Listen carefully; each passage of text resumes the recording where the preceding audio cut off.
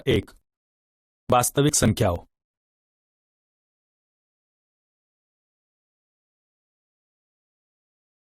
પ્રાસ્તાવિક. ધોરણ 9માં તમે વાસ્તવિક સંખ્યાઓ તેમજ અસમય સંખ્યાઓ વિશે ભણી ચૂક્યા છો. આ પ્રકરણમાં આપણે વાસ્તવિક સંખ્યાઓની ચર્ચા ચાલુ રાખીશું. હવે આપણે આગળના વિભાગમાં ધન પૂર્ણાંકોના ખૂબ જ અગત્યના ગુણધર્મો, યુક્લિડની ભાગ પ્રવિધિ અને અંકગણિતના મૂળભૂત પ્રમેયથી પ્રારંભ કરીશું. યુક્લિડની ભાગ પ્રવિધિ નામ જ દર્શાવે છે કે તેને પૂર્ણાંકોની વિભાજ્યતા સાથે કંઈક સંબંધ છે.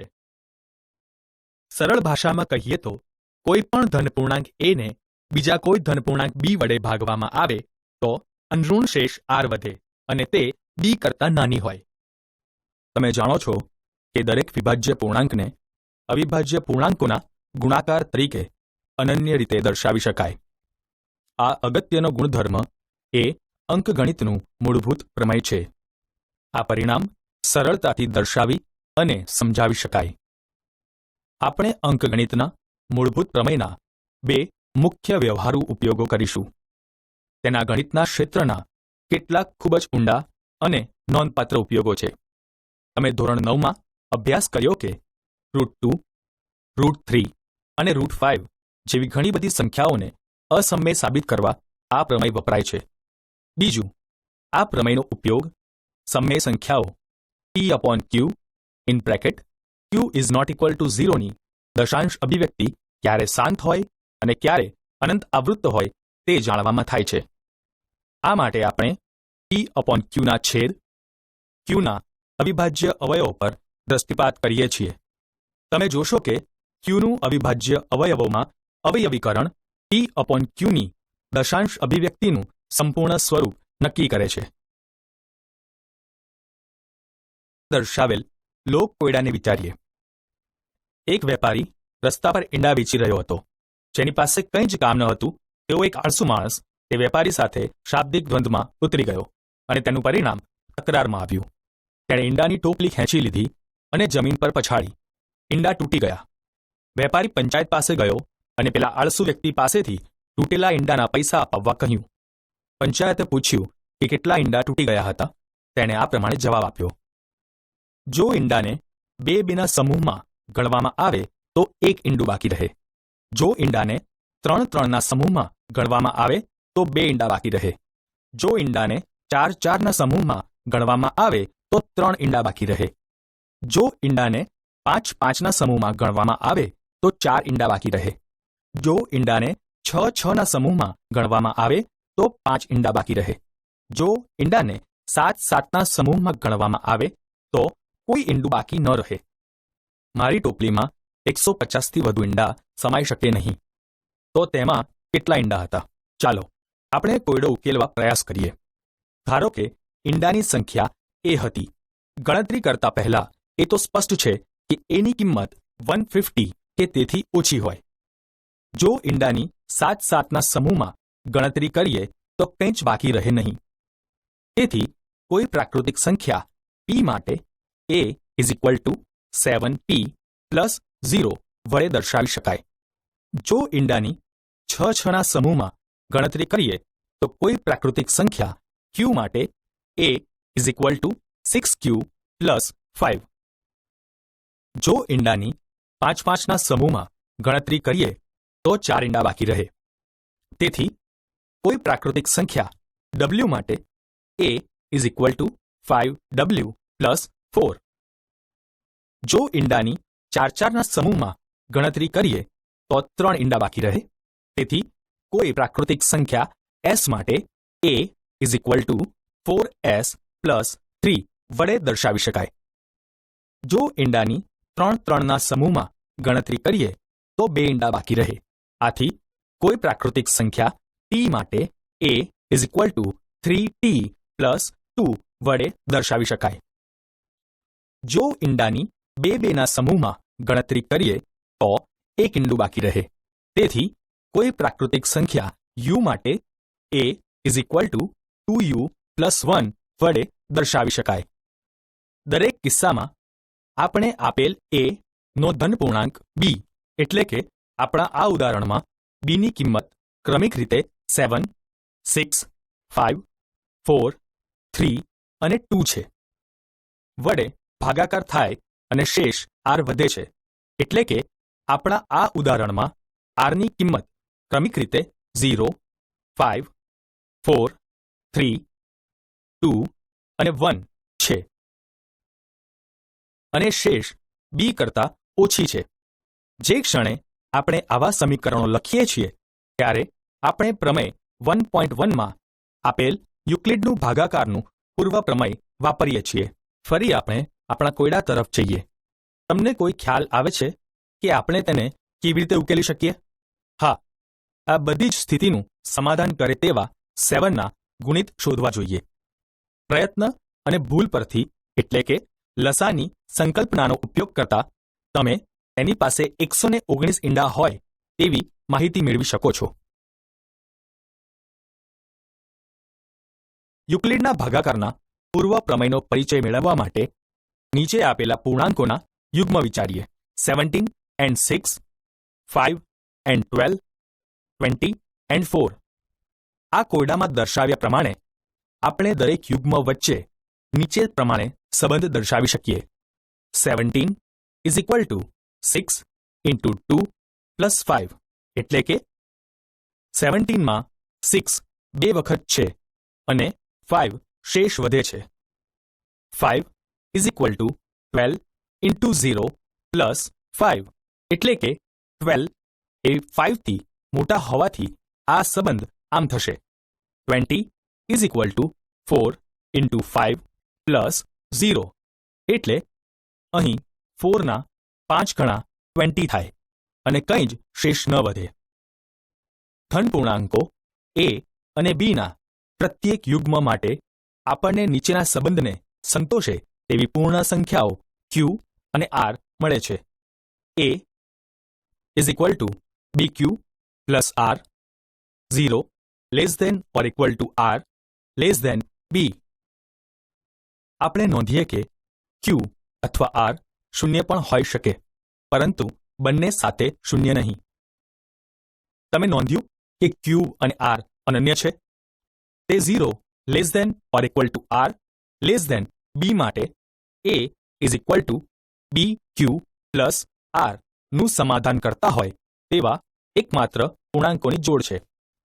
તમને એવી અનુભૂતિ પણ થઈ હશે કે આટલા વર્ષોથી આપણે ભાગાકારની જે લાંબી પ્રક્રિયા કરતા આવ્યા છીએ તેનું આ તો માત્ર નવા સ્વરૂપે પુનર્વિધાન છે અને તેમાં પૂર્ણાંકો q અને r ને અનુક્રમે ભાગફળ અને શેષ કહે છે.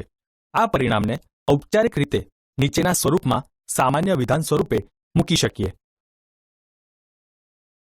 પ્રમેય 1.1 યુક્લિડનું ભાગાકારનું પૂર્વ પ્રમેય. આપેલ ધન પૂર્ણાંકો a અને b ને સંગત અનન્ય અનઋણ પૂર્ણાંકો q અને r એવા મળે કે જેથી a is equal to bq plus r અને 0 less than or equal to r less than b. નોંધ, q અનઋણ છે પરંતુ q અને r સાથે શૂન્ય નથી.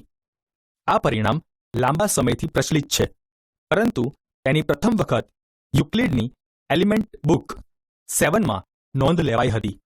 યુક્લિડની ભાગ પ્રવિધિ આ પૂર્વ પ્રમેય પર આધારિત છે.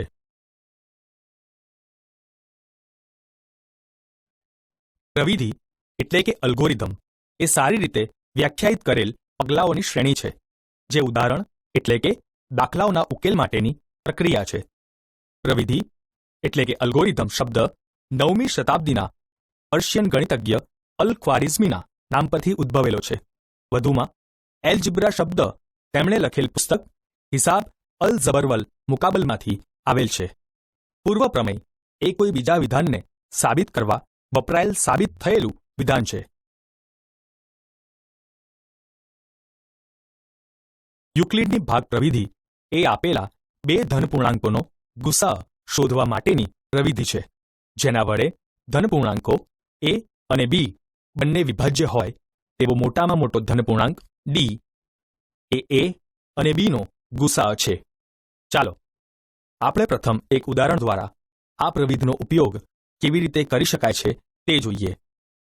ધારો કે આપણે બે પૂર્ણાંકો 455 અને 42 નો ગુસા શોધવો છે. આપણે મોટા પૂર્ણાંક 455 થી શરૂઆત કરીશું. ત્યારબાદ તેમાં આપણે યુક્લિડનું પૂર્વ પ્રમેય વાપરીશું. 455 is equal two 42 into 10 plus 35. હવે આપણે ભાજક 42 ને ભાજ્ય તરીકે લઈ અને 35 ને ભાજક તરીકે લઈને ભાગાકારના પૂર્વ પ્રમેયનો ઉપયોગ કરીએ તો 42 is equal two 35 into 1 plus 7 મળે.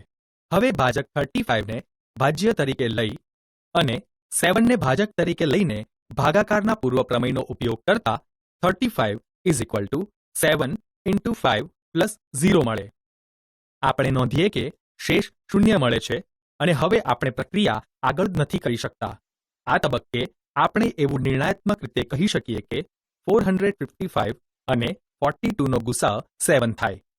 તમે 455 અને 42 ના અવયવોની યાદી બનાવીને સરળતાથી આ ચકાસી શકો છો. આ પદ્ધતિ કેમ નિર્ણયાત્મક છે? એનો જવાબ નીચેના પરિણામ ઉપરથી મળશે. હવે આપણે યુક્લિડની ભાગ પ્રવિધિ સ્પષ્ટપણે દર્શાવી શકીએ.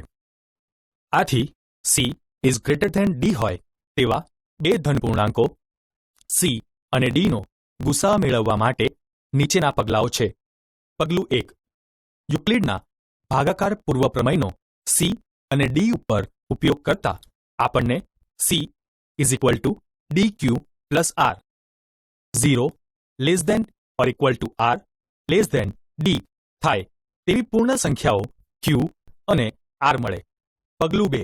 જો R ઇઝ ઇક્વલ ટુ 0 તો R એ C અને D નો ગુસા થાય.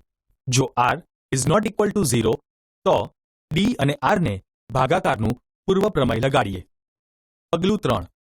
આ પ્રક્રિયા જ્યાં સુધી શેષ 0 ન થાય ત્યાં સુધી ચાલુ રાખો. આ તબક્કે જ્યારે શેષ શૂન્ય બને ત્યારે ભાજક એ માંગેલ ગુસા થાય.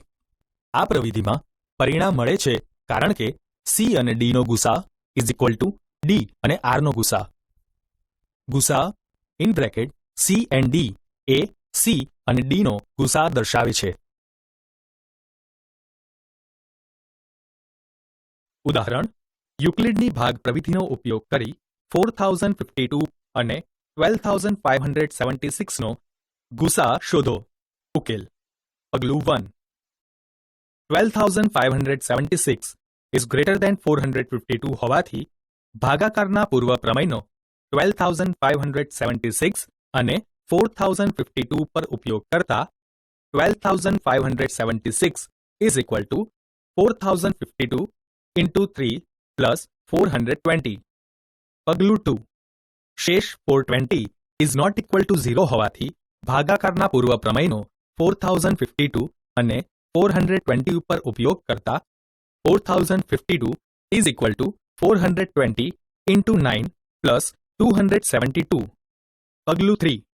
ભાજક 420 ને નવા ભાજ્ય તરીકે અને શેષ 272 ને નવા ભાજક તરીકે લઈએ અને ભાગાકારના પૂર્વ પ્રમેયનો ઉપયોગ કરતા 420 is equal to 272 into 1 plus 148. આપણે નવો ભાજ્ય 272 અને શેષ 148 ને નવો ભાજક તરીકે લઈએ અને ભાગાકારના પૂર્વ પ્રમેયનો ઉપયોગ કરીએ તો 272 is equal to 148 into 1 plus 124. નવો ભાજ્ય 148 અને શેષ 124 ને નવો ભાજક તરીકે લઈએ અને ભાગાકારના પૂર્વ પ્રમેયનો ઉપયોગ કરતા 148 is equal to 124 into 1 plus 24. નવો ભાજ્ય 124 અને શેષ 24 ને નવો ભાજક તરીકે લઈએ અને ભાગાકારના પૂર્વ પ્રમેયનો ઉપયોગ કરતા 124 is equal to 24 into 5 plus 4. નવો ભાજ્ય 24 અને શેષ 4 ને નવો ભાજક તરીકે લઈએ અને ભાગાકારના પૂર્વ પ્રમેયનો ઉપયોગ કરતા 24 is equal to 4 into 6 plus 0.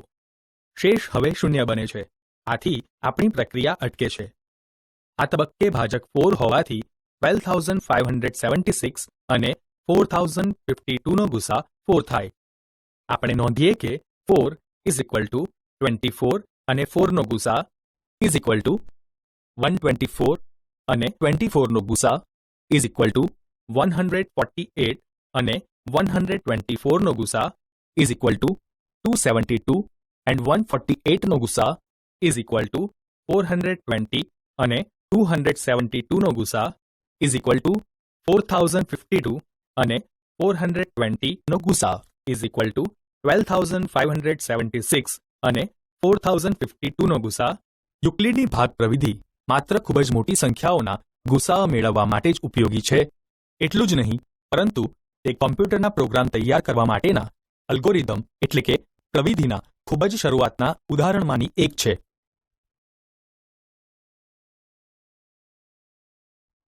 આપણે નોંધીએ કે જ્યાં સુધી શેષ 0 ન બને ત્યાં સુધી દરેક તબક્કે ભાજક એ નવો ભાજ્ય બને છે અને શેષ એ નવો ભાજક બને છે.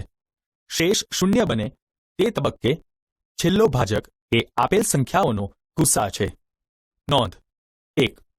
યુક્લિડના ભાગાકારનું પૂર્વપ્રમેય અને ભાગ પ્રવિધિ ખૂબ જ નજીકથી એકબીજા સાથે જોડાયેલા હોવાથી લોકો અવારનવાર ભાગાકારના પૂર્વપ્રમેયને ભાગાકાર પ્રવિધિ પણ કહેતા હતા. 2. વળી યુક્લિડની ભાગ પ્રવિધિનું વિધાન માત્ર ધનપૂર્ણાંકો માટે જ કર્યું છે, છતાં તેને b is not equal to 0 હોય તેવા બધા જ શૂન્યતર પૂર્ણાંકો સુધી વિસ્તારી શકાય. જો કે ભાગ પ્રવિધિના આ પાસાની ચર્ચા આપણે અહીં નહીં કરીએ. સંખ્યાઓના ગુણધર્મો મેળવવા માટે યુક્લિડની ભાગ પ્રવિધિના કેટલાક ઉપયોગો છે. આપણે આ ઉપયોગોના કેટલાક ઉદાહરણો અહીં આપીએ. ઉદાહરણ: દર્શાવો કે કોઈ દરેક યુગ્મ ધન પૂર્ણાંક એ પૂર્ણાંક q માટે 2q સ્વરૂપમાં હોય અને દરેક અયુગ્મ ધન પૂર્ણાંક q માટે 2q + 1 સ્વરૂપમાં હોય. ઉકેલ: ધારો કે a કોઈ ધન પૂર્ણાંક છે અને b ઇઝ ઇક્વલ ટુ 2, તો યુક્લિડની ભાગ પ્રવિધિ અનુસાર કોઈ પૂર્ણાંક q greater than or equal to 0 માટે a is equal to 2q + r અને r ઇઝ ઇક્વલ ટુ 0 અથવા r ઇઝ ઇક્વલ ટુ 1, કારણ કે 0 is less than or equal to r less than 2 માટે a is equal to 2q અથવા 2q + 1. જો a is equal to 2q તો a એ 2 વડે વિભાજ્ય છે અને a ને યુગ્મ પૂર્ણાંક કહે છે. જો a is equal to 2q + 1 તો a એ 2 વડે વિભાજ્ય નથી તથા a ને 2 વડે ભાગતા 1 શેષ વધે છે. આવા પૂર્ણાંક a ને અયુગ્મ પૂર્ણાંક કહે છે. જો a એ 2qના સ્વરૂપમાં હોય તો a યુગ્મ પૂર્ણાંક છે. વળી કોઈ પણ ધન પૂર્ણાંક યુગ્મ અથવા અયુગ્મ હોઈ શકે. માટે કોઈ પણ અયુગ્મ ધન પૂર્ણાંક એ 2q + 1 સ્વરૂપમાં હોય.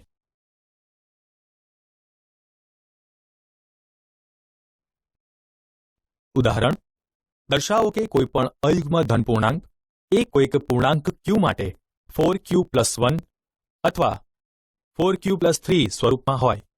ઉકેલ: ચાલો આપણે અયુગ્મ ધન પૂર્ણાંક a લઈએ. આપણે પૂર્ણાંક a અને b ઇઝ ઇક્વલ ટુ 4 માટે ભાગ પ્રવિધિનો ઉપયોગ કરીએ. 0 is less than or equal to r less than 4 હોવાથી સંભવિત શેષ 0, 1, 2 અને 3 થાય. આથી q ને ભાગફળ લેતા a એ 4q અથવા 4q + 1 અથવા 4q + 2 અથવા 4q + 3. જો કે a અયુગ્મ હોવાથી a એ 4q અથવા 4q + 2 ન હોઈ શકે, કારણ કે બંને 2 વડે વિભાજ્ય છે. માટે કોઈ પણ અયુગ્મ પૂર્ણાંક એ 4q + 1 અથવા 4q + 3 સ્વરૂપનો હોય.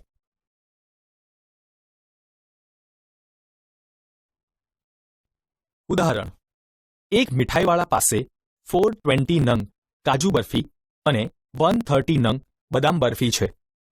તે એવી રીતે થપ્પી ગોઠવવા માંગે છે કે દરેક થપ્પીમાં સમાન સંખ્યા હોય અને તે તાસકમાં ઓછામાં ઓછી જગ્યા રોકે. આ હેતુ માટે દરેક થપ્પીમાં કેટલી સંખ્યામાં બરફી રાખવી જોઈએ? ઉકેલ: આ પ્રશ્નનો ઉકેલ પ્રયત્ન અને ભૂલ દ્વારા મેળવી શકાય, પરંતુ આને ગાણિતિક રીતે કરવા માટે આપણે 420 એન્ડ 130નો ગુસા શોધવો જોઈએ. આ ગુસા દરેક થપ્પીમાં રહેલ બરફીની મહત્તમ સંખ્યા થાય અને થપ્પીઓની સંખ્યા પણ લઘુત્તમ થાય. આથી તાસકમાં વપરાયેલ જગ્યા પણ લઘુત્તમ થાય. હવે તેનો ગુસા શોધવા માટે યુક્લિડ પ્રવિધિનો ઉપયોગ કરતા 420 is equal two 130 into 3 plus 30. 130 is equal two 30 into 4 plus 10. 30 is equal two 10 into 3 plus 0. આથી 420 અને 130નો ગુસા 10 થાય. માટે તે મીઠાઈવાળા દરેક થપ્પીમાં કોઈપણ પ્રકારની બરફીની સંખ્યા 10 રાખી શકે. નોંધ: દરેક થપ્પીમાં બરફીની સમાન સંખ્યા ડી હોય તો 420 તથા 130 બંને ડી વડે વિભાજ્ય છે. થપ્પીઓની સંખ્યા 420 અપોન ડી તથા 130 અપોન ડી ન્યૂનતમ હોય તો તાસકમાં ઓછામાં ઓછી જગ્યા રોકે. આ માટે ડી મહત્તમ હોય તે આવશ્યક છે. આથી ડી ઇઝ ઇક્વલ ટુ 420 અને 130નો ગુસા.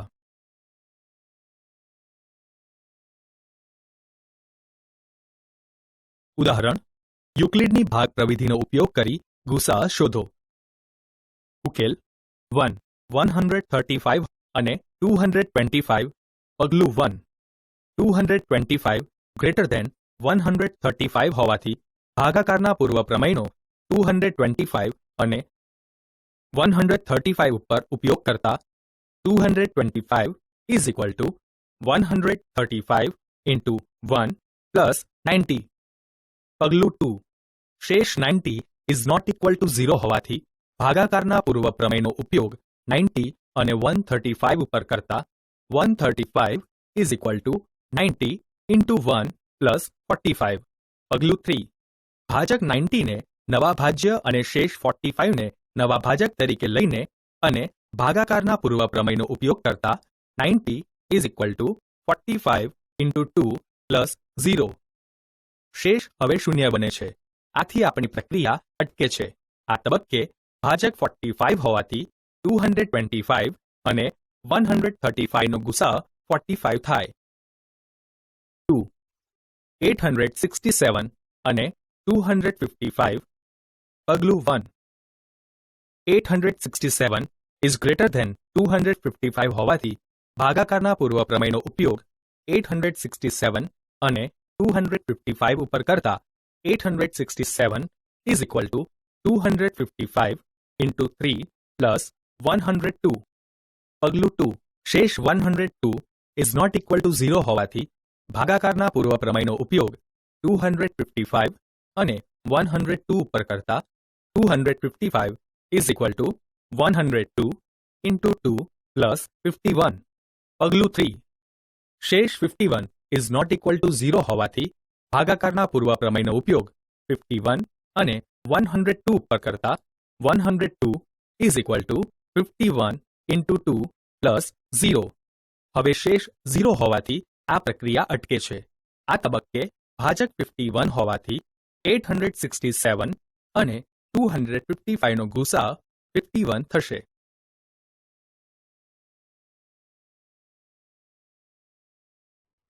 ઉદાહરણ: દર્શાવો કે કોઈ પણ અયુગ્મ ધનપૂર્ણાંક સંખ્યા કોઈ પૂર્ણાંક q માટે 6q પ્લસ 1 અથવા 6q પ્લસ 3 અથવા 6q પ્લસ 5 પ્રકારની હોઈ શકે.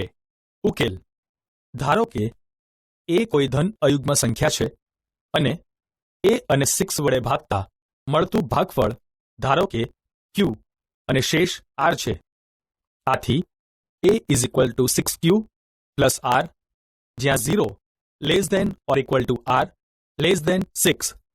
હવે r ઇઝ ઇક્વલ ટુ 0, 1, 2, 3, 4 અને 5 લેતા આપણને મળે a is equal to 6q, a is equal to 6q plus 1, a is equal to 6q plus 2, a is equal to 6q plus 3, a is equal to 6q plus 4, a is equal to 6q plus 5.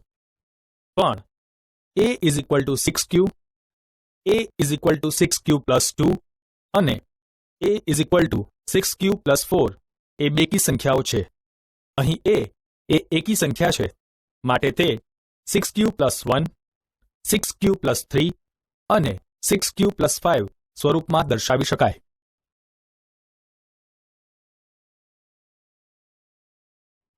ઉદાહરણ: એક લશ્કરનું 616 સભ્યોનું જૂથ લશ્કરના બેન્ડના 32 સભ્યોની પાછળ કૂચ કરી રહ્યું છે.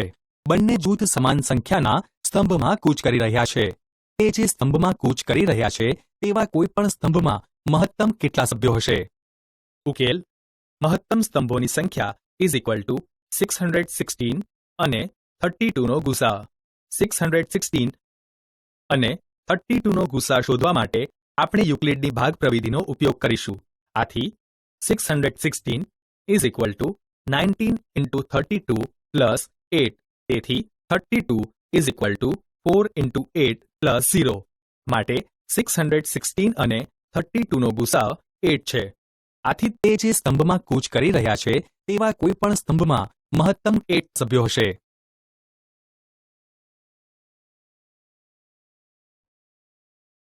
ઉદાહરણ: યુક્લિડનું ભાગાકારનું પૂર્વપ્રમેય વાપરીને દર્શાવો કે કોઈપણ ધન પૂર્ણાંકનો ધન 9m, 9m પ્લસ 1 અથવા 9m પ્લસ 8 સ્વરૂપનો હોય. ઉકેલ: ધારો કે કોઈપણ ધન પૂર્ણાંક a છે અને b is equal to 3. Therefore યુક્લિડની ભાગ પ્રવિધિ પ્રમેયના ઉપયોગ પરથી a is equal to bq plus r, જ્યાં 0 less than or equal to r less than b. a is equal to 3q plus r, 0 less than or equal to r less than 3 in bracket because b is equal to 3 bracket close, જ્યાં q greater than or equal to 0 અને r is equal to 0, 1 અથવા 2.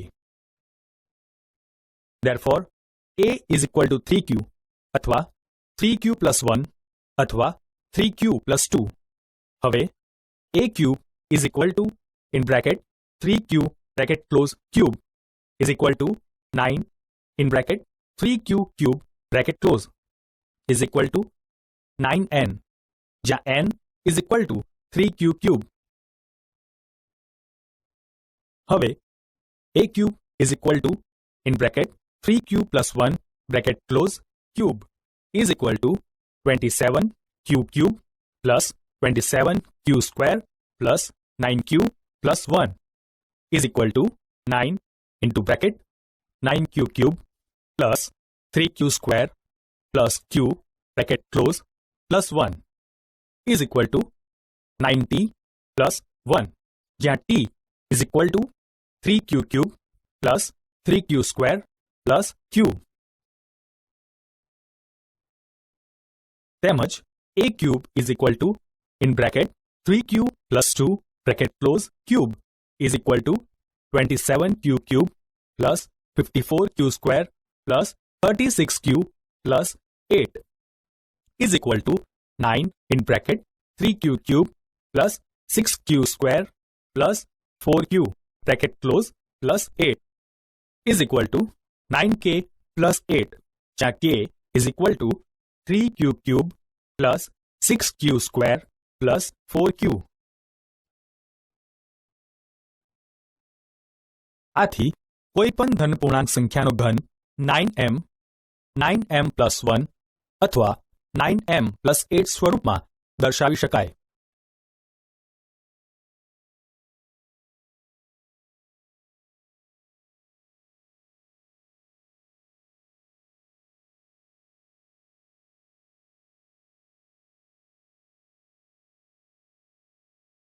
તમે અભ્યાસ કર્યો કે સમય સંખ્યાઓનું દશાંશ નિરૂપણ શાંત અથવા અનંત અને આવૃત્ત હોય છે. આ વિભાગમાં આપણે સમય સંખ્યા p upon q, જ્યાં q is not equal to 0 લઈએ અને શોધીએ કે તેનું દશાંશ નિરૂપણ ક્યારે શાંત અને ક્યારે અનંત અને આવૃત્ત હોય છે તે નક્કી કરીએ. કેટલાક ઉદાહરણો જોઈ આપણે તે નક્કી કરીએ. ચાલો આપણે અહીં દર્શાવેલ સમય સંખ્યાઓ જોઈએ. હવે 1 0.375 is equal to 375 upon 1000 is equal to 375 upon 10 cube to 0.104 is equal to 104 upon 1000 is equal to 104 upon 10 cube. 3. 0.0875 is equal to 875 upon 10,000 is equal to 875 upon 10 raised to 4. 4. 23.3408 is equal to 2,33,408 upon 10,000 is equal to 2,33,408 upon 10 raised to 4. કોઈ પણ અપેક્ષા રાખી શકે કે આ તમામને જેનો છેદ 10 નો ઘાત હોય તેવી સમમેય સંખ્યા તરીકે દર્શાવી શકીએ. ચાલો આપણે અંશ અને છેદમાં રહેલા સામાન્ય અવયવોને દૂર કરીએ અને જોઈએ આપણને શું મળે છે. 1. 0.375 is equal to 375 upon 10 cube is equal to 3 into 5 cube upon 2 cube into 5 cube is equal to 3 upon 2 cube. 2. 0.104 is equal to 104 upon 10 cube is equal to 13 into 2 cube upon 2 cube into 5 cube is equal to 13 upon 5 cube. 3. 0.0875 is equal to 875 upon 10 raised to 4 is equal to 7 upon 2 raised to 4 into 5. 4. 23.3408 is equal to 2,33,408 upon 10 raised to 4 is equal to 2 square into 7 into 521 upon 5 raised to 4. કોઈ તરાહ દેખાય છે? આપણે શાંત દશાંશ સ્વરૂપમાં આપેલી વાસ્તવિક સંખ્યાને જ્યાં p અને q પરસ્પર અવિભાજ્ય પૂર્ણાંકો હોય અને q શૂન્યેતર હોય તેવા સમમેય સંખ્યાના સ્વરૂપ p upon q માં રૂપાંતરિત કરી અને છેદ q ના અવિભાજ્ય અવયવોની ઘાતમાં 2 અથવા 5 ની અથવા તેમના બંનેની ઘાત છે. આપણે 10 ના ઘાતના અવયવો માત્ર 2 તથા 5 ના ઘાત હોય તેવી જ અપેક્ષા રાખીએ છીએ. જો કે આપણે અમુક જ ઉદાહરણો પર કાર્ય કર્યું છતાં આપણે જોઈ શકીએ છીએ કે જેનું દશાંશ નિરૂપણ શાંત હોય એવી કોઈ પણ વાસ્તવિક સંખ્યાનો છેદમાં 10 ના ઘાતવાળી પૂર્ણાંક સંખ્યા હોય તેવા સ્વરૂપમાં પરિણમતી સંખ્યા તરીકે દર્શાવી શકાય. વળી 10 ના અવિભાજ્ય અવયવો માત્ર 2 અને 5 છે. આથી અંશ અને છેદ વચ્ચેના સામાન્ય અવયવો દૂર કરતા આ વાસ્તવિક સંખ્યા જ્યાં q નું અવિભાજ્ય અવયવોમાં અવયવીકરણ 2n 5m સ્વરૂપમાં હોય અને n m એ અનઋણ પૂર્ણાંક હોય એવા p upon q સ્વરૂપમાં મળે. ચાલો આપણે આપણું પરિણામ ઔપચારિક રીતે લખીએ. પ્રમેય 1.5 જો x એ શાંત દશાંશ નિરૂપણવાળી સમમેય સંખ્યા હોય તો x ને જ્યાં p અને q પરસ્પર અવિભાજ્ય પૂર્ણાંકો હોય અને q નું અવિભાજ્યમાં અવયવીકરણ 2n 5m સ્વરૂપમાં હોય તેવા p upon q સ્વરૂપમાં દર્શાવી શકાય. n m એ અનઋણ પૂર્ણાંકો છે. જો m n 0 તો q 1 તે અવિભાજ્યમાં વર્ગીકરણ નથી. x પોતે જ પૂર્ણાંક છે. જો પ્રમેય 1.5 ના પ્રતીકનો વિચાર કરીએ તો શું થશે તે જાણીને તમને આશ્ચર્ય થશે. જો આપણે p upon q સ્વરૂપની સમમેય સંખ્યા પસંદ કરીએ અને અનઋણ પૂર્ણાંકો m તથા n માટે q નું અવિભાજ્યમાં અવયવીકરણ 2n 5m હોય તો p upon q નું દશાંશ નિરૂપણ શાંત થશે. જો m n 0 તો q 1 તથા p upon q પોતે જ પૂર્ણાંક છે. ચાલો આપણે આ સત્ય હોવાના દેખીતા કારણો જોઈએ. તમે ચોક્કસ સહમત થશો કે જ્યાં b એ 10 નો ઘાતાંક હોય તેવી a upon b સ્વરૂપની સંખ્યાનું દશાંશ નિરૂપણ શાંત છે. જ્યાં q એ 2n 5m સ્વરૂપે હોય તેવા સ્વરૂપની સંખ્યા p upon q ને જ્યાં b એ 10 ની ઘાત હોય તેવા સમકક્ષ સ્વરૂપમાં પરિવર્તિત કરવી એ અર્થસભર થશે. ચાલો આપણે ઉપરના ઉદાહરણો તરફ જઈએ અને ઉલટી પ્રક્રિયા કરીએ. Number 1, 3/8 is equal to 3/2 cube is equal to 3 into 5 cube upon 2 cube into 5 cube is equal to 375 upon 10 cube is equal to 0.375. 2, 13 upon 125 is equal to 13 upon 5 cube is equal to 13 into 2 cube upon 2 cube into 5 cube is equal to 104 upon 10 cube is equal to 0.104. 3, 7 upon 80 is equal to 7 upon 2 raised to 4 into 5 is equal to 7 into 5 cube upon 2 raised to 4 into 5 raised to 4 is equal to 875 upon 10 raised to 4 is equal to 0.0875. 4, 14,588 upon 625 is equal to 2 square into 7 into 521 upon 5 raised to 4 is equal to 2 raised to 6 into 7 into 521 upon 2 raised to 4 into 5 raised to 4 is equal to 2,33,408 upon 10 raised to 4 is equal to 23.3408. આ ઉદાહરણો દર્શાવે છે કે જો Q એ 2n 5m સ્વરૂપમાં હોય તો આપણે P/Q સ્વરૂપની સમમેય સંખ્યાને જ્યાં B એ 10ની ઘાત હોય તેવી સમાન સંખ્યા A/B માં કેવી રીતે રૂપાંતરિત કરી શકીએ. આથી આવી સંખ્યાની દશાંશ અભિવ્યક્તિ શાંત છે. હવે આ પરિણામ આપણે ઔપચારિક રીતે લખીએ. પ્રમેય 1.6 જો x is equal to P/Q માં Qનું અવિભાજ્યોમાં અવયવીકરણ 2n 5m સ્વરૂપે હોય અને n અને m એ અનઋણ પૂર્ણાંકો હોય તો xનું દશાંશ નિરૂપણ શાંત હોય. જો m is equal to n is equal to 0 તો q is equal to 1.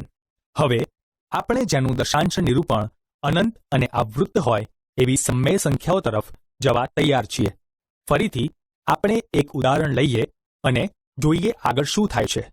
1/7 નું દશાંશ નિરૂપણ જોઈએ. અહીં શેષ 3, 2, 6, 4, 5, 1, 3, 2, 6, 4, 5, 1 up to so on અને ભાજક 7 છે. આપણે નોંધીએ કે અહીં છેદ 7 સ્પષ્ટપણે 2n 5m સ્વરૂપમાં નથી. આથી પ્રમેય 1.5 અને 1.6 પરથી આપણે જાણીએ છીએ કે 1/7 નું દશાંશ નિરૂપણ શાંત ન હોઈ શકે. 0 એ શેષ તરીકે નથી આવતો અને શેષ અમુક તબક્કા બાદ પુનરાવર્તન પામે છે.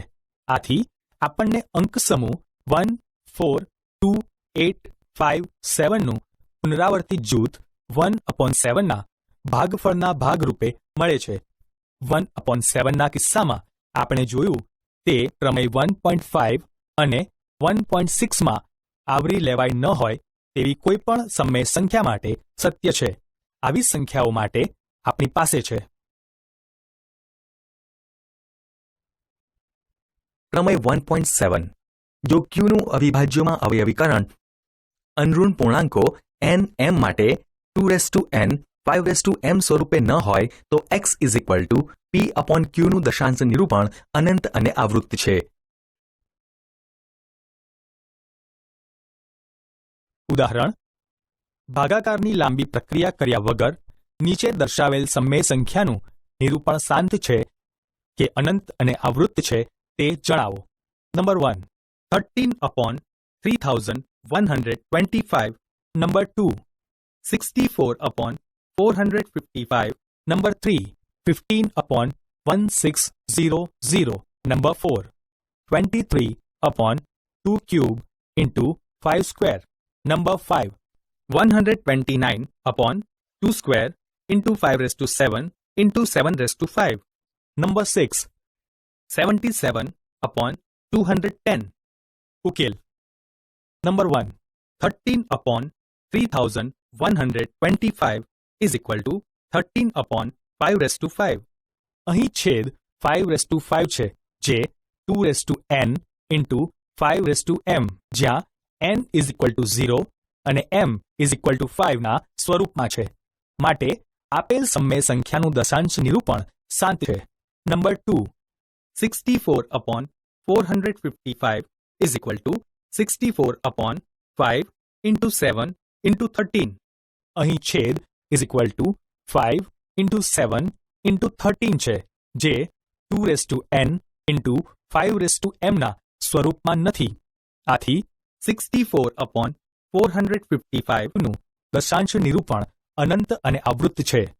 Number 3. 15 upon 1600 is equal to 3 into 5 upon 2 raised to 6 into 5 square is equal to 3 upon 2 raised to 6 into 5.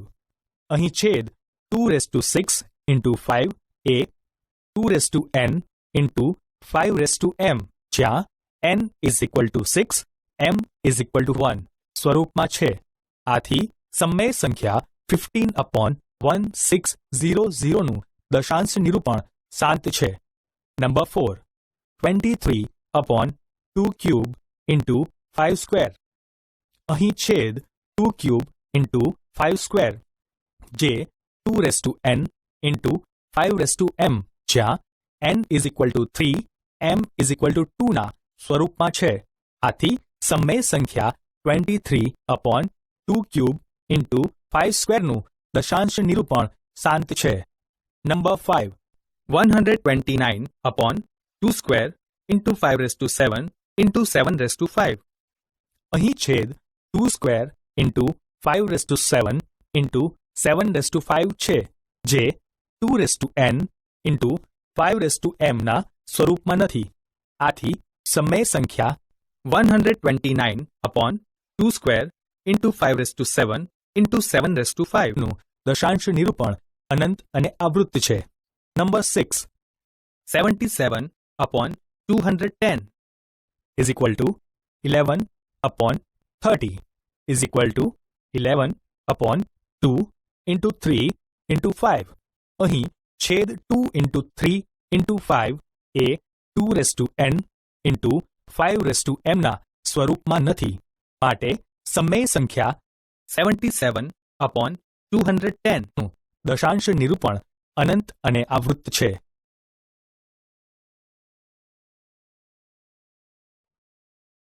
ઉદાહરણ. નીચેની વાસ્તવિક સંખ્યાઓનું દશાંશ નિરૂપણ દર્શાવેલ છે. દરેક માટે જણાવો કે તે સમય છે કે નહીં અને જો સમય હોય તો તેના p upon q સ્વરૂપમાં q ના અવિભાજ્ય અવયવો વિશે તમે શું કહી શકશો? ઉકેલ. નંબર 1. 43.123456789. અહીં આપેલ દશાંશ નિરૂપણ શાંત છે માટે તે એક સમય સંખ્યા છે જે p upon q ના સ્વરૂપમાં છે. એટલે કે q ના અવિભાજ્ય અવયવો કાં તો 2 અથવા 5 અથવા બંને હોઈ શકે. નંબર 2. 0.120101001200000 આપેલ દશાંશ નિરૂપણ શાંત પણ નથી અને આવૃત્ત પણ નથી. માટે આપેલ વાસ્તવિક સંખ્યા અસમય છે. આપેલ દશાંશ નિરૂપણ અનંત અને આવૃત્ત છે. એટલે કે આપેલ સંખ્યા સમય છે જે p upon q ના સ્વરૂપમાં છે પરંતુ q A 2 raised to n into 5 raised to m ના સ્વરૂપમાં નથી. મતલબ કે q ના અવિભાજ્ય અવયવો 2 અને 5 સિવાયના બીજા પણ હોઈ શકે.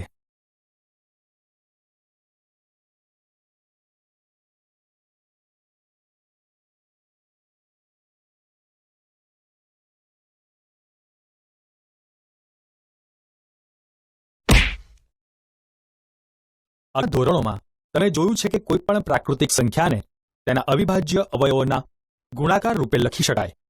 ઉદાહરણ તરીકે 2 is equal to 2, 4 is equal to 2 into 2, 253 is equal two 11 into 23 અને આ પ્રમાણે આગળ વધી શકાય. હવે આપણે પ્રાકૃતિક સંખ્યાઓનું બીજું પાસું જોવા પ્રયત્ન કરીએ.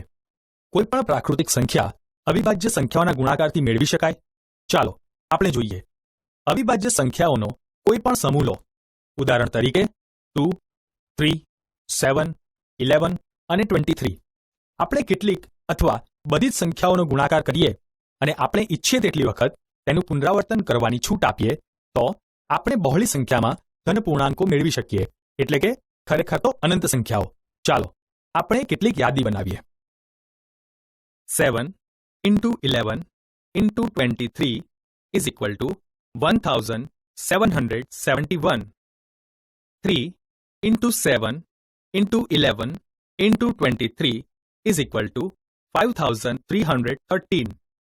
2 into 3 into 7 into 11 into 23 is equal to 10,626. 2 cube into 3 into 7 cube is equal to 8,232. 2 square into 3 into 7 into 11 into 23 is equal to 21,252. અને આ પ્રમાણે. હવે ધારો કે તમારા અવિભાજ્ય સંખ્યાઓના સમૂહમાં બધી જ શક્ય અવિભાજ્ય સંખ્યાઓ લઈએ તો આ સમૂહનું કદ કેટલું થાય તે માટે તમારું શું અનુમાન છે? શું તેમાં માત્ર નિશ્ચિત સંખ્યાઓમાં જ પૂર્ણાંકો હશે અથવા અનંત સંખ્યામાં પૂર્ણાંકો હશે? ખરેખર તો અનંત સંખ્યામાં અવિભાજ્ય સંખ્યાઓ છે. આથી જો આપણે બધી જ અવિભાજ્ય સંખ્યાઓને આ રીતે સાંકળીએ તો બધી જ અવિભાજ્ય સંખ્યાઓ અને બધી જ અવિભાજ્ય સંખ્યાઓના તમામ શક્ય ગુણાકારો લઈને આપણે અનંત સંખ્યાઓનો સમૂહ મેળવી શકીએ. પ્રશ્ન એ છે કે આપણે બધી જ વિભાજ્ય સંખ્યાઓ આ રીતે મેળવી શકીએ? તમે શું વિચારો છો? તમે વિચારો છો કે જે અવિભાજ્ય સંખ્યાઓના ઘાતનો ગુણાકાર ન હોય તેવી કોઈ વિભાજ્ય સંખ્યા કદાચ હોય? આપણે ઉત્તર આપીએ તે પહેલા ચાલો આપણે ધન પૂર્ણાંકોનું અવયવીકરણ કરીએ. આપણે અગાઉ જે કર્યું છે તેનાથી ઉલટી પ્રક્રિયા કરીએ. આપણે તમને પરિચિત એવા અવયવ વૃક્ષનો ઉપયોગ કરીએ. ચાલો આપણે કોઈ મોટી સંખ્યા લઈએ જેમ કે 32,760 અને આગળ દર્શાવ્યા પ્રમાણે અવયવ પાડીએ. આથી આપણને 32,760 એ 2 into 2 into 2 into 3 into 3 into 5 into 7 into 13 જેવી અવિભાજ્ય સંખ્યાઓના ગુણાકાર રૂપે મળે છે. આથી 32,760 is equal to 2 cube into 3 square into 5 into 7 into 13 ને અવિભાજ્ય સંખ્યાઓના ઘાતના ગુણાકાર રૂપે દર્શાવી શકાય. ચાલો આપણે બીજી સંખ્યા 1, 2, 3, 4, 5, 6, 7, 8, 9 ચકાસીએ. તેને 3 સ્ક્વેર ઇન્ટુ 3,803 ઇન્ટુ 3,607 તરીકે લખી શકાય. ખરેખર તો તમારે પરીક્ષણ કરવું જોઈએ કે 3,803 અને 3,607 અવિભાજ્ય સંખ્યાઓ છે. આ બાબત આપણને એવી ધારણા તરફ દોરી જાય છે કે દરેક વિભાજ્ય સંખ્યાને અવિભાજ્ય સંખ્યાઓના ઘાતના ગુણાકાર સ્વરૂપે લખી શકાય. ખરેખર તો આ વિધાન સત્ય છે. પૂર્ણાંકોના અભ્યાસ માટે તેની પાયાની નિર્ણાયક ભૂમિકા હોવાથી તેને અંકગણિતનું મૂળભૂત પ્રમેય કહે છે. ચાલો આપણે હવે આ પ્રમેયને ઔપચારિક રીતે દર્શાવીએ. પ્રમેય 1.2 અંકગણિતનું મૂળભૂત પ્રમેય. દરેક વિભાજ્ય સંખ્યાને તેના અવયવોના ક્રમને અવગણીને અવિભાજ્ય સંખ્યાઓના ગુણાકાર તરીકે અનન્ય રીતે લખી શકાય છે. પ્રમેય 1.2 ને સામાન્ય હોય તેવું વિધાન સૌપ્રથમ યુક્લિડની એલિમેન્ટ નામના પુસ્તક ક્રમાંક 9ના વિભાગ 14માં નોંધાયેલું છે, જેને બીજગણિતમાં મૂળભૂત પ્રમેય તરીકે સ્વીકારેલ છે. આ પ્રમેયની સૌપ્રથમ સાચી સાબિતી કાર્લ ફ્રેડરિચ ગોસે પુસ્તક ડિસ્ક્વિઝિશન એરિથમેટિસીમાં આપેલ હતી. કાર્લ ફ્રેડરિક ગોસની ગણના ગણિતના રાજકુમાર તરીકે થાય છે અને તે ગણિતના 3 મહાન ગણિતશાસ્ત્રીઓમાંના એક છે, જેમાંના બીજા 2 આર્કિમિડીઝ અને ન્યૂટન છે. તેમનું અદ્ભુત પ્રદાન ગણિત અને વિજ્ઞાન બંનેના પાયામાં છે. અંકગણિતનું મૂળભૂત પ્રમેય દર્શાવે છે કે દરેક વિભાજ્ય સંખ્યાનું અવિભાજ્ય સંખ્યાઓના ગુણાકાર સ્વરૂપે અવયવીકરણ કરી શકાય. હકીકતમાં તે કંઈક વધુ દર્શાવે છે. તે દર્શાવે છે કે આપેલ કોઈપણ વિભાજ્ય સંખ્યાનું તેના અવયવોના ક્રમને અવગણીને અવિભાજ્ય સંખ્યાઓના ગુણાકાર તરીકે અનન્ય રીતે નિરૂપણ કરી શકાય. આ પરથી આપેલ કોઈપણ વિભાજ્ય સંખ્યાને અવિભાજ્ય સંખ્યાઓના ગુણાકાર તરીકે અનન્ય રીતે દર્શાવી શકાય અને તેમાં કઈ અવિભાજ્ય સંખ્યા કયા ક્રમે મળશે તે માટે આપણે ચોક્કસ ન હોઈ શકીએ. ઉદાહરણ તરીકે, ગુણાકાર તરીકે દર્શાવેલ સંખ્યા 2 × 3 × 5 × 7 અને 3 × 5 × 7 × 2 તરીકે અથવા બીજા કોઈ પણ શક્ય ક્રમમાં દર્શાવેલ આ અવિભાજ્ય સંખ્યાઓને લખીએ તો તે બધા ગુણાકાર બધા સમાન છે. આ હકીકતને નીચેના સ્વરૂપે પણ દર્શાવી શકાય. એકથી મોટી કોઈ પણ પ્રાકૃતિક સંખ્યાનું અવિભાજ્ય અવયવોમાં અવયવીકરણ તેના ક્રમને અવગણીએ તો અનન્ય હોય છે. વ્યાપક રીતે આપેલ વિભાજ્ય સંખ્યા x ને આપણે x p1 p2 up to pn તરીકે લખીએ, જ્યાં p1 p2 up to pn એ અવિભાજ્ય સંખ્યાઓ છે અને ચડતા ક્રમમાં લખેલી છે, એટલે કે p1 <= p2 <= up to <= pn. જો આપણે સમાન અવિભાજ્ય સંખ્યાઓને ગુણીએ તો આપણને અવિભાજ્ય સંખ્યાના ઘાત મળે. ઉદાહરણ તરીકે 32,760 = 2 × 2 × 2 × 3 × 3 × 5 × 7 × 13 = 2³ × 3² × 5 × 7 × 13. એક વખત આપણે નક્કી કરીએ કે અવિભાજ્ય અવયવો ચડતા ક્રમમાં હશે તો આપણું અવયવીકરણ અનન્ય હશે. ગણિતમાં અને બીજા ક્ષેત્રમાં અંકગણિતના મૂળભૂત પ્રમેયના અનેક ઉપયોગો છે. ચાલો આપણે કેટલાક ઉદાહરણો જોઈએ. ઉદાહરણ: કોઈક ધનપૂર્ણાંક n માટે 4n નો છેલ્લો અંક 0 હશે કે કેમ તે નિર્ણય કરો. ઉકેલ: જો કોઈ પણ પૂર્ણાંક n માટે સંખ્યા 4n નો છેલ્લો અંક 0 હોય તો તે 5 વડે વિભાજ્ય હોય. આથી 4n ના અવિભાજ્ય અવયવમાં 5 હોવો જોઈએ. આ શક્ય નથી કારણ કે 4n =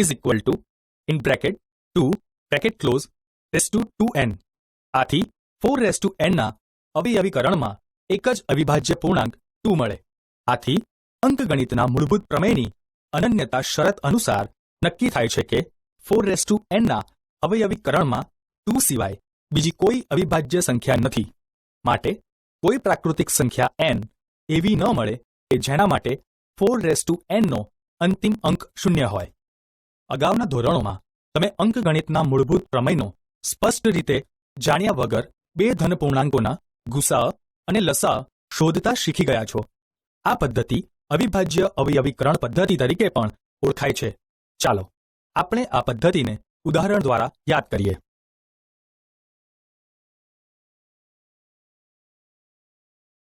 ઉદાહરણ: અવિભાજ્ય અવયવીકરણ પદ્ધતિથી 6 અને 20 નો ગુસા અને લસા શોધો.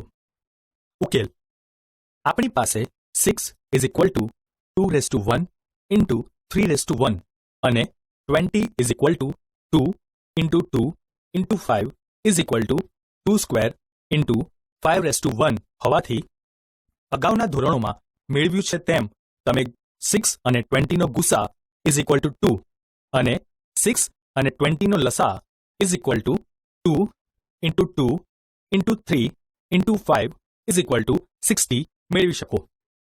જુઓ કે 6 અને 20 નો ગુસા =2^1 આપેલી સંખ્યાઓમાં રહેલા સામાન્ય અવિભાજ્ય અવયવના નાનામાં નાના ઘાતવાળા પદોનો ગુણાકાર. 6 અને 20 નો લસા = 2² × 3^1 × 5^1 ઇઝ ઇક્વલ ટુ આપેલી સંખ્યામાં રહેલા તમામ અવિભાજ્ય અવયવોના મહત્તમ ઘાતાંકવાળા પદોનો ગુણાકાર. ઉપરના ઉદાહરણમાં તમે જોયું હશે કે 6 અને 20 નો ગુસા ઇન્ટુ 6 અને 20 નો લસા ઇઝ ઇક્વલ ટુ 6 ઇન્ટુ 20. ખરેખર તો આપણે ચકાસી શકીએ કે કોઈ પણ બે ધન પૂર્ણાંકો a અને b માટે a અને b નો ગુસા ઇન્ટુ a અને b નો લસા is equal to a into b થાય. જો બે ધન પૂર્ણાંકોનો ગુસા આપેલ હોય તો આપણે આ પરિણામનો ઉપયોગ કરી તેમનો લસા શોધી શકીએ.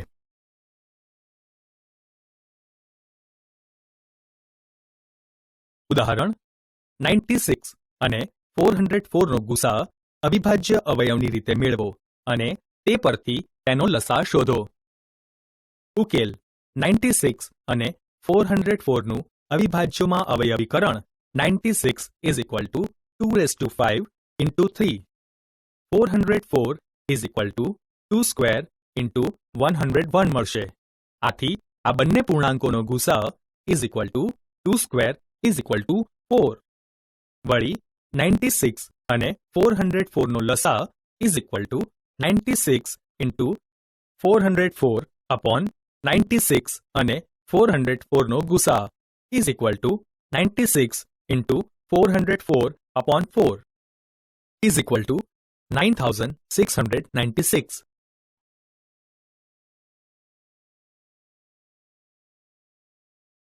ઉદાહરણ અવિભાજ્ય અવયવોની રીતથી 6, 72 અને 120 નો ગુસા અને લસા શોધો.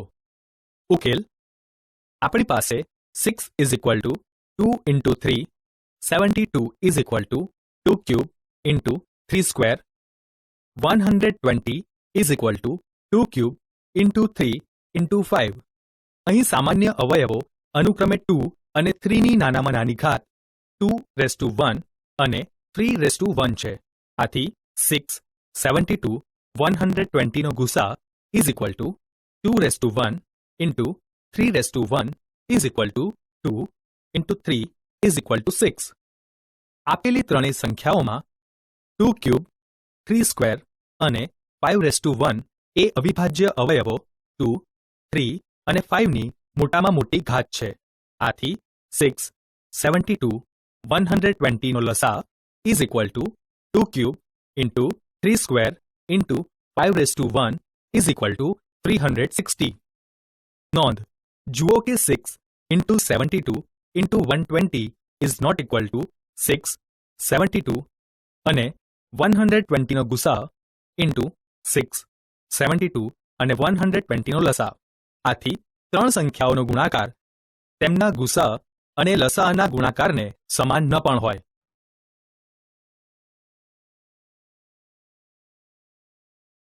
ઉદાહરણ આપેલ સંખ્યાઓને તેના અવિભાજ્ય અવયવના ગુણાકાર સ્વરૂપે દર્શાવો. 1, 140, 2, 3825, 3, 7429. ઉકેલ 140 ના અવિભાજ્ય અવયવ પાડીએ. આથી 140 is equal to 2 into 2 into 5 into 7 is equal to 2 square into 5 into 7. 2, 3825. 3825 ના અવિભાજ્ય અવયવ પાડીએ. આથી 3825 is equal to 3 into 3 into 5 into 5 into 17 is equal to 3 square into 5 square into 17. 3, 7429. 7429 ના અવિભાજ્ય અવયવ પાડીએ. આથી 7429 is equal two 17 into 19 into 23.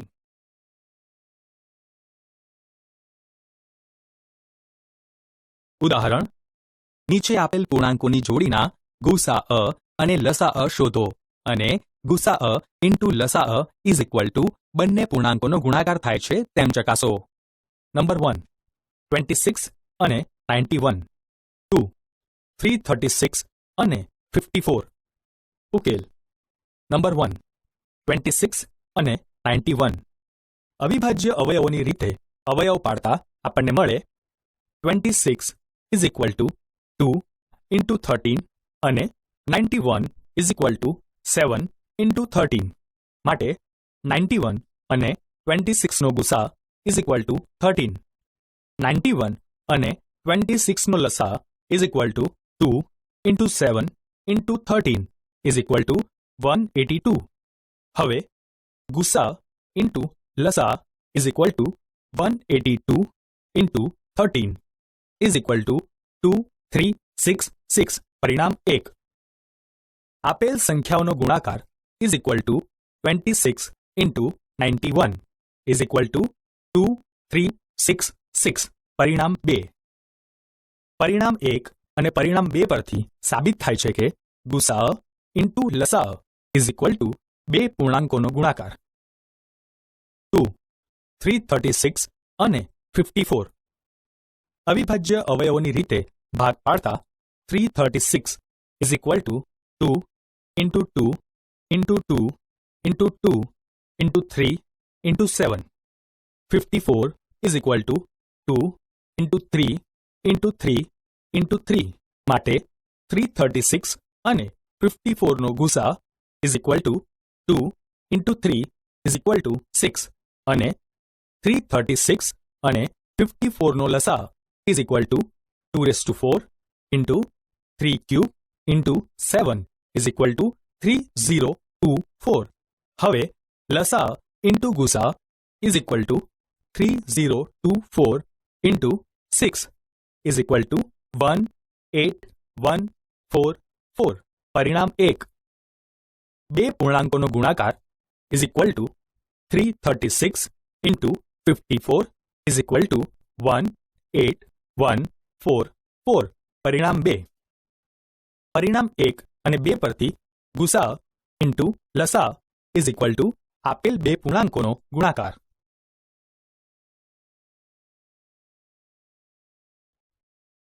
ઉદાહરણ. આપેલ પૂર્ણાંકોનો અવિભાજ્ય અવયવોની રીતનો ઉપયોગ કરીને ગુસા અને લસા શોધો. ઉકેલ. 1. અવિભાજ્ય અવયવોની રીતે અવયવ પાડતા 12 is equal to 2 into 2 into 3. 15 is equal to 3 into 5. 21 is equal to 3 into 7 માટે 12, 15 અને 21નો ગુસા ઇઝ ઇક્વલ ટુ 3 અને 12, 15 અને 21નો લસા is equal to 2 into 2 into 3 into 5 into 7 is equal to 420. 2. અવિભાજ્ય અવયવોની રીતે અવયવ પાડતા 17 is equal two 17 into 1. 23 is equal two 23 into 1. 29 is equal two 29 into 1 માટે 17, 23 અને 29નો ગુસા ઇઝ ઇક્વલ ટુ 1 અને 17, 23 અને 29નો લસા is equal two 17 into 23 into 29 is equal two 1, 1, 3, 3, 9.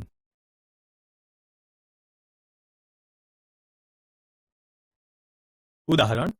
જો 306 અને 657નો ગુસા ઇઝ ઇક્વલ ટુ 9 આપેલ હોય તો 306 અને 657નો લસા શોધો.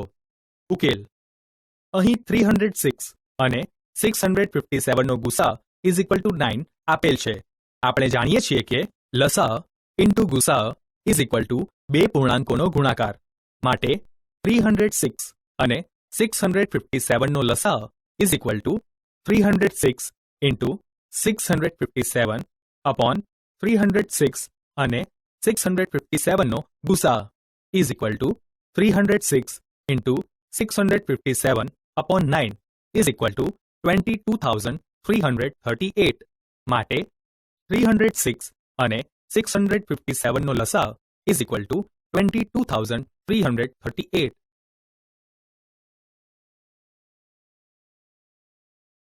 ઉદાહરણ. એક રમતના મેદાનમાં વર્તુળાકાર માર્ગ છે. સોનિયાને તેનું એક પરિભ્રમણ પૂર્ણ કરતા 18 મિનિટ લાગે છે, જ્યારે રવિને તેનું એક પરિભ્રમણ પૂર્ણ કરતા 12 મિનિટ લાગે છે. ધારો કે બંને એક જ સમયે એક જ બિંદુએથી એક જ દિશામાં પરિભ્રમણ કરવાનું પ્રારંભ કરે છે તો કેટલી મિનિટ બાદ બંને ફરી પ્રારંભ બિંદુ પર ભેગા થાય? ઉકેલ: સોનિયા અને રવિ બંને પ્રારંભ બિંદુ પર ફરી ભેગા થાય એ માટેનો લઘુત્તમ સમય એ 18 મિનિટ અને 12 મિનિટના લસા જેટલો થશે. 18 અને 12 નો લસા શોધીએ. 18 is equal to 2 into 3 into 3 અને 12 is equal to 2 into 2 into 3 માટે 18 અને 12 નો લસા ઇઝ ઇક્વલ ટુ 36 માટે બંને એક જ સમયે એક જ બિંદુએથી એક જ દિશામાં પરિભ્રમણ કરવાનું પ્રારંભ કરે તો 36 મિનિટ બાદ બંને ફરી પ્રારંભ બિંદુ પર ભેગા થાય.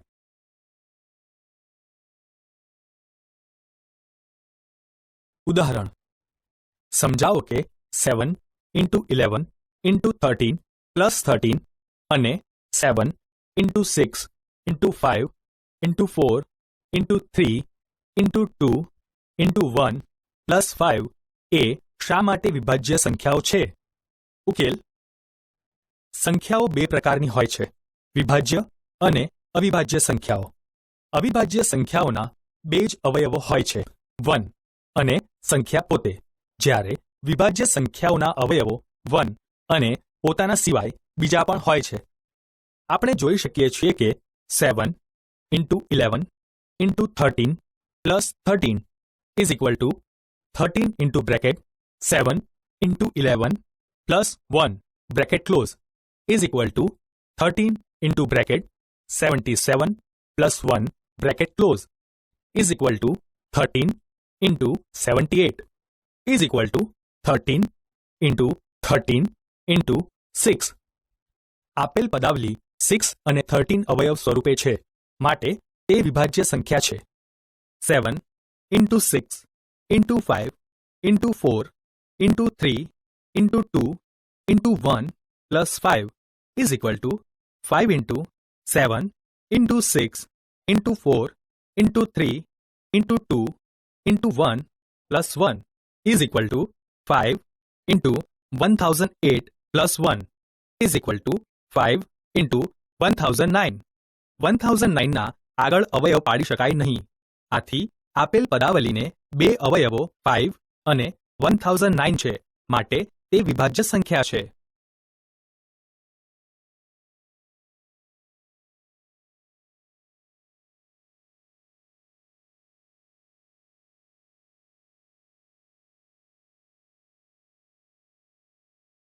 તમે અસમય સંખ્યાઓને સંખ્યા રેખા પર દર્શાવતા પણ શીખ્યા છો. જો કે આપણે તે સંખ્યાઓ અસમય સંખ્યાઓ છે તેમ સાબિત નહોતું કર્યું. આ વિભાગમાં આપણે √2, √3 અને √5 અને વ્યાપક રીતે અવિભાજ્ય p માટે √p અસમય છે તે સાબિત કરીશું. અંકગણિતના મૂળભૂત પ્રમેય અને અન્ય પ્રમેયોનો ઉપયોગ કરી આપણે આ પરિણામ સાબિત કરીશું. યાદ કરો કે જે સંખ્યાને પૂર્ણાંક p તથા શૂન્યેતર પૂર્ણાંક q માટે p/q સ્વરૂપમાં લખી ન શકાય તે સંખ્યા s ને અસમય સંખ્યા કહેવાય છે. જેનાથી આપણે પરિચિત છીએ તેવા √2, √3, √15, પાઈ -√2/√3, 0.101111111110 અપ ટુ જેવી અસમય સંખ્યાઓના ઉદાહરણો મળે. આપણે √2 અસમય છે તેમ સાબિત કરીએ તે પહેલા આપણને નીચે દર્શાવેલ પ્રમેયની જરૂર પડશે. તેની સાબિતી અંકગણિતના મૂળભૂત પ્રમેય પર આધારિત છે. પ્રમેય 1.3. ધારો કે p એ એક અવિભાજ્ય સંખ્યા છે. ધન પૂર્ણાંક a માટે a² અને p વડે વિભાજ્ય હોય તો a પણ p વડે વિભાજ્ય હોય. સાબિતી: ધારો કે a નું અવિભાજ્ય અવયવોમાં અવયવીકરણ આ પ્રમાણે છે: a is equal two p1, p2 up to pn, જ્યાં p1, p2 up to pn એ અવિભાજ્ય સંખ્યાઓ છે. આવશ્યક નથી કે p1, p2 up to pn ભિન્ન સંખ્યાઓ જ હોય. માટે a square is equal to in bracket p1 p2 up to pn bracket close in bracket p1 p2 up to pn bracket close is equal to p1 square p2 square up to pn square. હવે આપણને આપેલ છે કે a square A p વડે વિભાજ્ય છે, માટે અંકગણિતના મૂળભૂત પ્રમેય પરથી કહી શકાય કે p એ a સ્ક્વેરનો એક અવિભાજ્ય અવયવ હોય. અંકગણિતના મૂળભૂત પ્રમેયના અનન્યતા ભાગ પરથી કહી શકાય કે a સ્ક્વેરના અવિભાજ્ય અવયવો માત્ર p1 p2 up to pn છે. આથી p A p1 p2 up to pn પૈકીનો એક હોય. હવે a is equal two p1 p2 up to pn હોવાથી p એ a નો અવયવ પણ છે. હવે આપણે √2 અસમય છે તેની સાબિતી આપવા માટે તૈયાર છીએ. આ સાબિતી અનિષ્ટાપતિની પ્રયુક્તિ પર આધારિત છે. પ્રમેય 1.4 √2 એ અસમય છે. સાબિતી આથી ઉલટું ધારો કે √2 સમય છે. આથી આપણે √2 is equal to r upon s થાય તેવા પૂર્ણાંકો r અને s જ્યાં s is not equal to 0 મેળવી શકીએ. જો r અને s ને એક સિવાય સામાન્ય અવયવ હોય તો તે તમામ સામાન્ય અવયવ વડે r તથા s ને ભાગતા √2 is equal to a upon b હોય. આપણે a અને b પરસ્પર અવિભાજ્ય લઈ શકીએ. આથી b √2 is equal to a. આપણે બંને બાજુ વર્ગ કરી પુનઃ ગોઠવણ કરીએ તો 2b square is equal to a square મળે. માટે a સ્ક્વેર એ 2 વડે વિભાજ્ય છે. હવે પ્રમેય 1.3 અનુસાર a એ 2 વડે વિભાજ્ય છે. આથી આપણે કોઈ પૂર્ણાંક c માટે a is equal two 2c લખી શકીએ. એની કિંમત મૂકતા આપણને 2b square is equal two 4c square મળે. આથી b square is equal two 2c square થાય. આનો અર્થ એ થાય કે b સ્ક્વેર એ 2 વડે વિભાજ્ય છે. આથી b પણ 2 વડે વિભાજ્ય છે. ફરીથી પ્રમેય 1.3 p ઇઝ ઇક્વલ ટુ 2 સાથે ઉપયોગમાં લેતા માટે a તથા b ને ઓછામાં ઓછો એક સામાન્ય અવયવ 2 છે. આથી a અને b ને 1 સિવાય કોઈ જ સામાન્ય અવયવ નથી તે ધારણાનો વિરોધાભાસ મળે. √2 સમય છે તે ધારણા અસત્ય હોવાથી આ વિરોધાભાસ ઉદ્ભવ્યો. આથી કહી શકાય કે √2 અસમય છે. ઉદાહરણ સાબિત કરો કે √3 એ અસમય છે. ઉકેલ આથી ઉલટું શક્ય હોય તો ધારો કે √3 એ સમય છે. આથી આપણે શૂન્યેતર પૂર્ણાંક a અને b શોધી શકીએ કે જેથી √3 is equal to a upon b થાય, જ્યાં b is not equal to 0. ધારો કે a અને b ને 1 સિવાય કોઈ સામાન્ય અવયવ છે.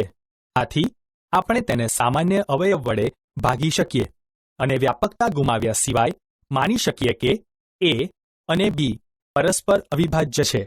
આથી b √3 is equal to a. બંને બાજુ વર્ગ કરી પુનઃ ગોઠવણ કરતા આપણને 3b square is equal to a square મળે. માટે a સ્ક્વેર એ 3 વડે વિભાજ્ય છે અને આથી પ્રમેય 1.3 અનુસાર એ પણ 3 વડે વિભાજ્ય છે.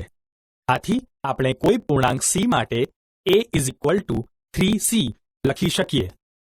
એની કિંમત મૂકવાથી 3b square is equal two 9c square. આથી આપણને b square is equal two 3c square મળે. આનો અર્થ એ થયો કે b સ્ક્વેરને 3 વડે ભાગી શકાય અને તેથી b ને પણ 3 વડે ભાગી શકાય. p ઇઝ ઇક્વલ ટુ 3 માટે પ્રમેય 1.3 નો ઉપયોગ કરતા આથી a તથા b ને ઓછામાં ઓછો એક સામાન્ય અવયવ 3 છે. માટે a અને b પરસ્પર અવિભાજ્ય હોવાના વિધાનનો વિરોધાભાસ ઊભો થયો. આ વિરોધાભાસ ઉદ્ભવ્યો કારણ કે આપણે √3 સમય છે કરેલ ધારણા અસત્ય છે. માટે આપણે કહી શકીએ કે √3 એ અસમય છે.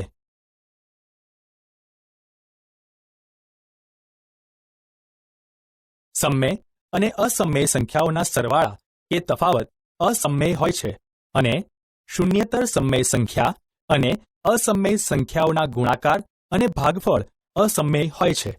આપણે કેટલાક ખાસ વિકલ્પોમાં આ પરિણામ સાબિત કરીએ. ઉદાહરણ: દર્શાવો કે 5 - √3 અસમમેય છે. ઉકેલ: આથી ઉલટું, ધારો કે 5 - √3 એ સમમેય છે. આથી આપણે પરસ્પર અવિભાજ્ય પૂર્ણાંક a અને પૂર્ણાંક b શોધી શકીએ કે જેથી 5 - √3 a/b, જ્યાં b ≠ 0 થાય. માટે 5 - a/b √3. આ સમીકરણની પુનઃગોઠવણી કરતા આપણને √3 5 - a/b 5b - a/b મળે. a અને b પૂર્ણાંકો હોવાથી 5 - a/b સમમેય મળે અને આથી √3 પણ સમમેય થાય. આથી √3 અસમમેય છે તે હકીકતનો વિરોધાભાસ ઉત્પન્ન થાય. આ વિરોધાભાસ ઉદ્ભવ્યો કારણ કે આપણે 5 - √3 સમમેય છે કરેલી ધારણા અસત્ય હતી. માટે આપણે કહી શકીએ કે 5 - √3 અસમમેય છે.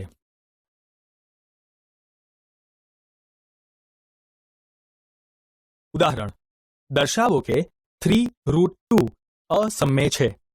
ઉકેલ: આથી ઉલટું, ધારો કે 3 √2 સમમેય છે. આથી પરસ્પર અવિભાજ્ય પૂર્ણાંક a અને પૂર્ણાંક b શોધી શકીએ કે જેથી 3 √2 a/b, જ્યાં b ≠ 0 પુનઃગોઠવણ કરતા આપણને √2 a/3b મળે. 3 a અને b પૂર્ણાંકો હોવાથી a/3b સમમેય છે અને આથી √2 પણ સમમેય છે. પરંતુ √2 અસમમેય છે. આથી વિરોધાભાસ ઊભો થાય.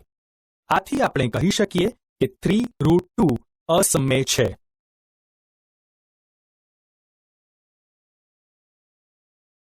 ઉદાહરણ: સાબિત કરો કે √5 એ અસમમેય સંખ્યા છે. ઉકેલ: ધારો કે √5 p/q એ એક સમમેય સંખ્યા છે જ્યાં p અને q એ પરસ્પર અવિભાજ્ય પૂર્ણાંકો છે અને q ≠ 0 માટે p √5q. તેથી 5q² p². પરિણામ 1. અહીં 5 એ p² ને ભાગી શકે છે. આથી તે p ને પણ ભાગી શકે છે. ધારો કે p 5r માટે p² 25r² બંને બાજુ વર્ગ લેતા. માટે 5q² 25r². પરિણામ 1 પરથી. માટે q² 5r². માટે q² એ 5 વડે વિભાજ્ય છે. આથી q પણ 5 વડે વિભાજ્ય થશે. માટે 5 એ p અને q બંનેનો સામાન્ય અવયવ થાય. જે ધારેલ વિધાનનો વિરોધાભાસ છે કે √5 એ અસમમેય સંખ્યા છે. માટે √5 એ અસમમેય સંખ્યા છે.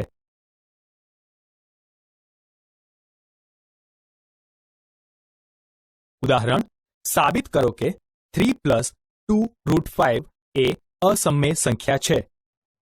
ઉકેલ: ધારો કે 3 + 2 √5 p/q એ એક સમમેય સંખ્યા છે જ્યાં p અને q એ પરસ્પર અવિભાજ્ય પૂર્ણાંકો છે અને q ≠ 0 માટે 2 √5 p/q -3 p - 3q/q.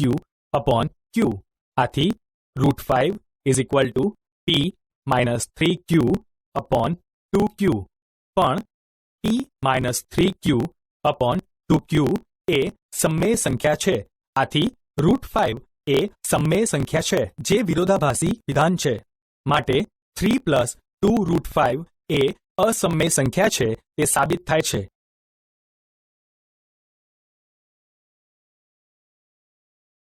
ઉદાહરણ, સાબિત કરો કે આપેલ સંખ્યાઓ અસમમેય સંખ્યાઓ છે. 1 1/√2 2 7√5. ઉકેલ. ધારો કે 1/√2 એ સમમેય સંખ્યા છે એવા બે પરસ્પર અવિભાજ્ય પૂર્ણાંકો a અને b જ્યાં b is not equal to 0 મળે કે જેથી 1/√2 ઇઝ ઇક્વલ ટુ a/b માટે √2 is equal two b/a. a અને b બંને પૂર્ણાંકો છે માટે b/a એ સમમેય સંખ્યા છે માટે √2 એ પણ સમમેય સંખ્યા થશે. આથી આપણી ધારણા ખોટી છે માટે 1/√2 એ અસમમેય સંખ્યા છે. 2 7√5. ધારો કે 7√5 એ સમમેય સંખ્યા છે.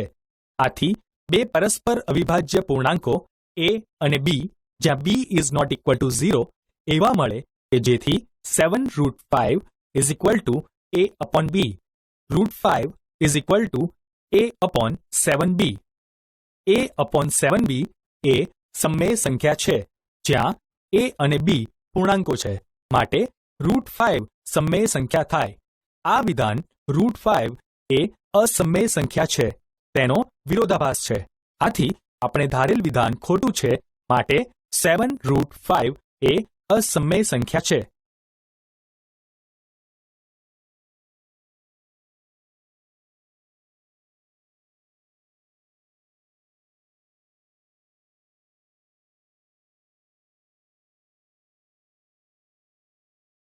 આ પ્રકરણમાં તમે નીચેના મુદ્દાઓનો અભ્યાસ કર્યો. નંબર 1. યુક્લિડના ભાગાકારનું પૂર્વ પ્રમેય. આપેલ ધનપૂર્ણાંકો a અને b ને સંગત a is equal to b³ plus r 0 less than or equal to r less than b નું સમાધાન કરે તેવી પૂર્ણ સંખ્યાઓ q અને r નું અસ્તિત્વ છે. બંને સાથે શૂન્ય નહીં. નંબર 2. યુક્લિડની ભાગ પ્રવિધિ. યુક્લિડના ભાગાકારના પૂર્વ પ્રમેય અનુસાર a is greater than b હોય તેવા કોઈ પણ બે ધનપૂર્ણાંકો a અને b નો ગુસાઅ નીચે પ્રમાણે મેળવી શકાય. પગલું 1. a is equal to b³ plus r 0 is less than or equal to r less than b થાય તેવા q અને r મેળવવા ભાગાકારના પૂર્વ પ્રમેયનો ઉપયોગ કરો. પગલું 2.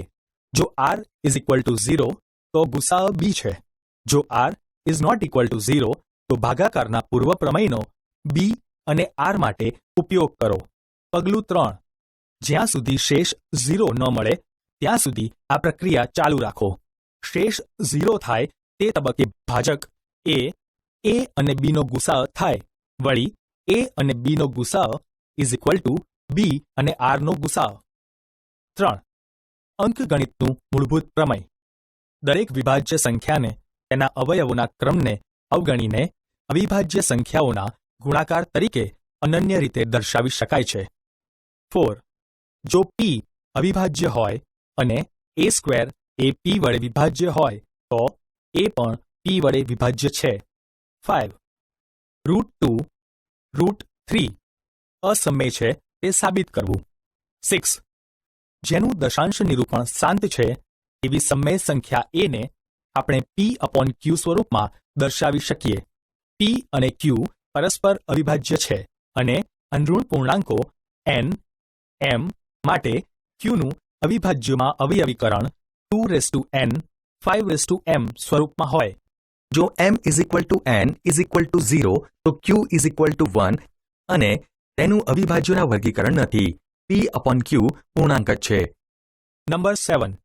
જેમાં અનઋણ પૂર્ણાંકો n m માટે q નું અવિભાજ્યમાં અવયવીકરણ 2n 5m સ્વરૂપનું હોય તેવી સમમેય સંખ્યા x is equal two p/q નું દશાંશ નિરૂપણ શાંત હોય. નંબર 8.